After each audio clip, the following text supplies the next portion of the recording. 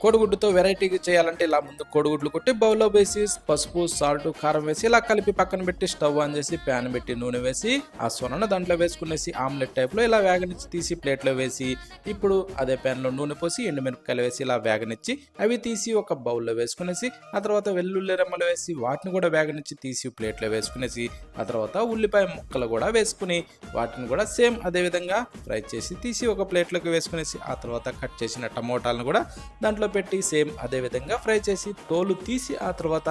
ఇప్పుడు stove off చేసేసి ఈ కోడిగుడ్డు ఆమ్లెట్ని ఇలా రౌండ్గా చుట్టి దాన్ని సన్నగా పొడవుగా కట్ చేసి ఒక బౌల్ తీసుకునేసి అందులో ఎండుమిరపకాయలు సాల్ట్ జీలకర్ర వేసి ఇలా బాగా మెత్తగా పిసికి వెల్లుల్లిపాయలు ఆనియన్ ముక్కలు వేసి ఇలా బాగా పిసకాలి. ఇలా పిసికిన దాంట్లో టమోటాలు కూడా వేసుకునేసి వాటిని కూడా మెత్తగా పిసికి ఆ తర్వాత కరివేపాకు వేసి దాన్ని కూడా కలిపి కట్ చేసిన కోడిగుడ్డు ముక్కలు వేసుకునేసి ఆ తర్వాత నిమ్మకాయని పిండి కొత్తిమీర చల్లుకునేసి ఇలా బాగా కలిపి సర్వ్ చేస్తే సూపర్.